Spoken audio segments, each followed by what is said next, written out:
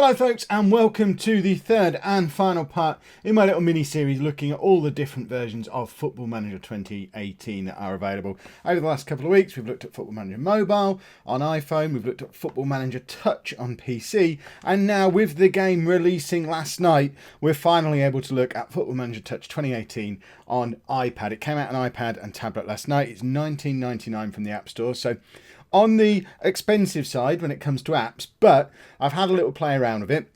Full disclosure, I've already recorded this video once, but the sound didn't work. So I'm pretty sure I know what I'm letting myself in for, and it is the full version of Football Manager Touch as we saw on the PC last week. All the bells and whistles are in here, including the 3D match engine. So what I want to do, rather than going over old ground that we went through on that video, we're going to look at it from a slightly different angle, and I'm going to have a look at some of these challenges, because challenges in Football Manager are something that I've never really done before, and I want to get an idea of how they work. Now, the challenges are the same at FM Touch on tablet and PC as they are on FM Mobile. So we've got the options are the Saviour Cometh, which is where you join a team that are about to get relegated partway through the season and try and save them.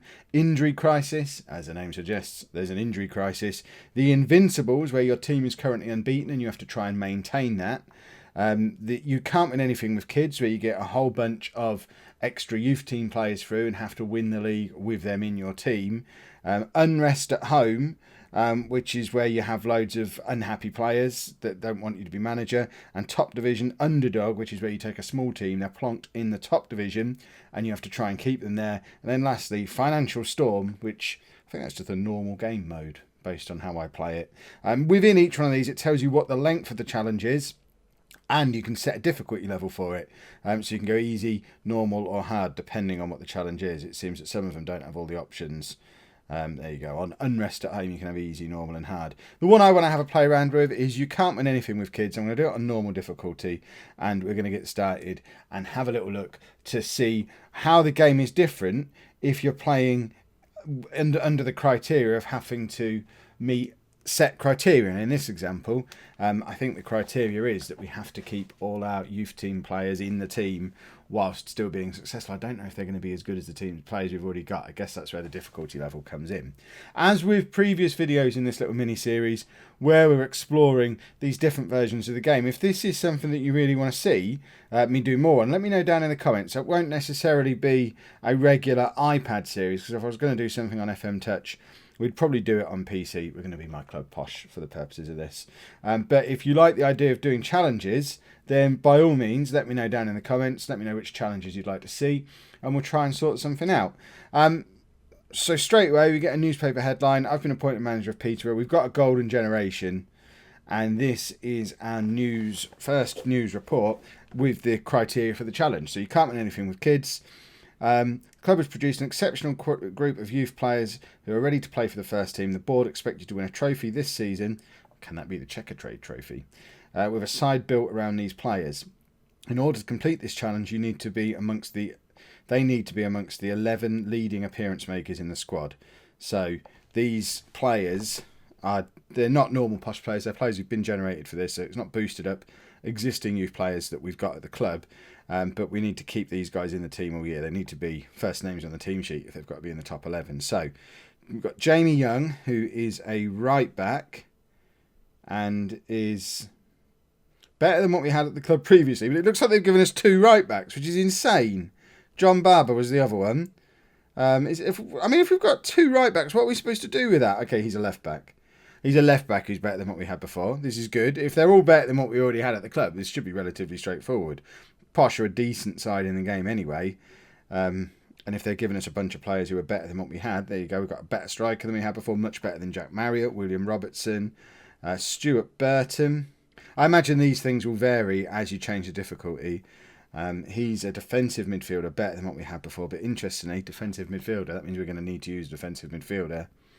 And Owen Dean, who is a right winger and as good as any we currently have at the club. So if we've got to use a striker, right winger and a defensive midfielder, plus a flat back four so we can use full-backs, straight away I'm thinking we've probably got to do a 4-3-3.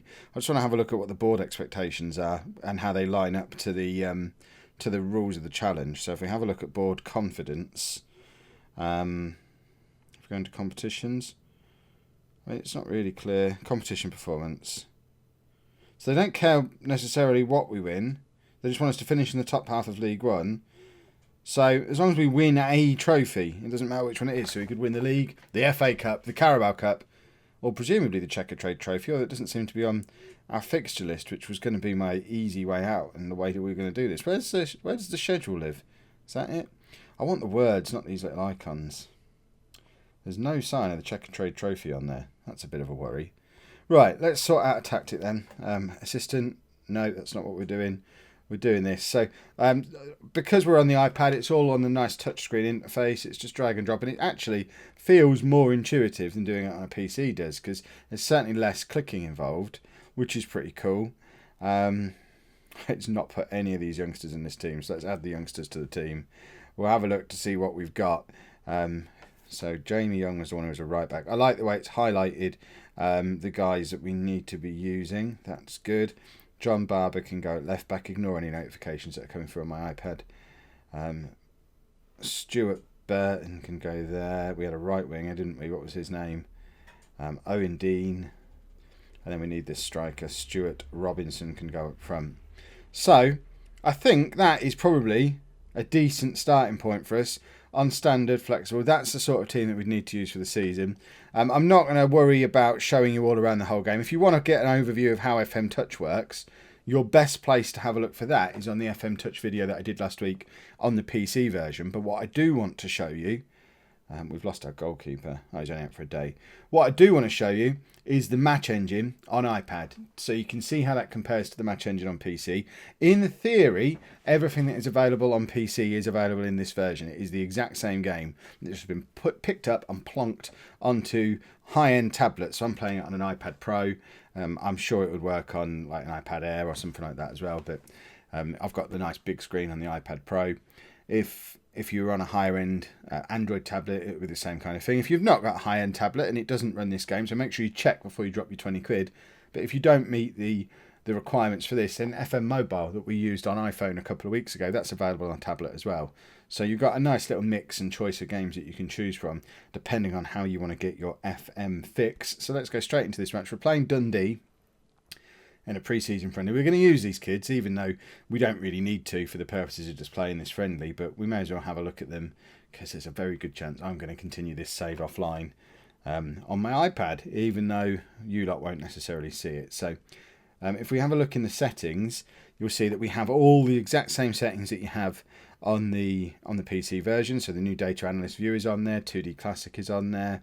We can set the replays up the same way we have the replays on PC. So all the settings are exactly the same. If we actually get into the match, obviously graphically it's not quite the way it would be on a PC. It looks like the engine is the same, because presumably it is, but they've kind of just put a splurge of Vaseline over the lens when they're filming the match, and just the edges are smudged a little bit, which, to be fair, to get it running as smoothly as it appears to be at the moment, I'm willing to sacrifice a little bit of graphical clarity on the player animations and the characters, because as long as it plays a good game of football, remember, it's only very recently I've started playing in 3D.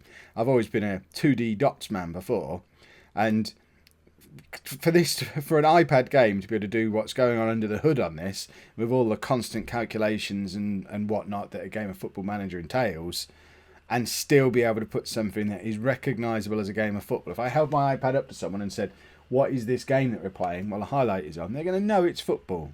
And I think it's a really impressive technical achievement.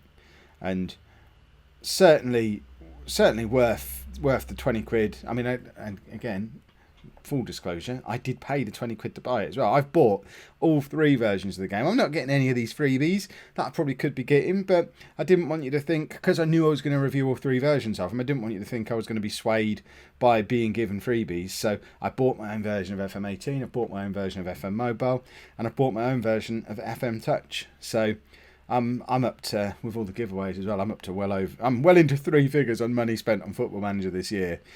And I still think it's good value for money because of the amount of hours that I'll get out of playing this game. And I think that's probably the thought process I'd be going through as a consumer if I wasn't a YouTuber, if this wasn't my job to do this.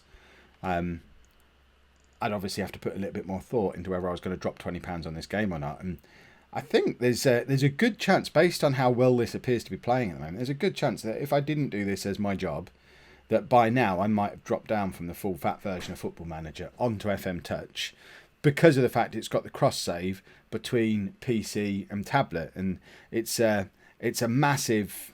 That's a massive thing for me. If you're trying to find a little pocket of half hour, an hour's gameplay that you can fit into a day, and you've got the option of playing the same save either on your PC or on your tablet while you're on the train or on the toilet, then, I mean, you can't really go wrong with this. It seems to be running really nicely. And also, importantly, these extra youth team players that they've thrown into my team, they seem to be able to do a job as well, although Robinson has just missed from absolutely miles out. But let me know down in the comments what you think of FM Touch. Have you picked it up for your tablet? If not, why not? Is the price putting you off? And do you do the cross-save stuff? And like I said before, if you want to see more of these challenges and things, let me know down in the comments. If you have enjoyed this video, please make sure you leave a nice big thumbs up on there for me. Subscribe to the channel for brand new Football Manager content at 4 PM and 9 PM every single day. And thank you very much for watching.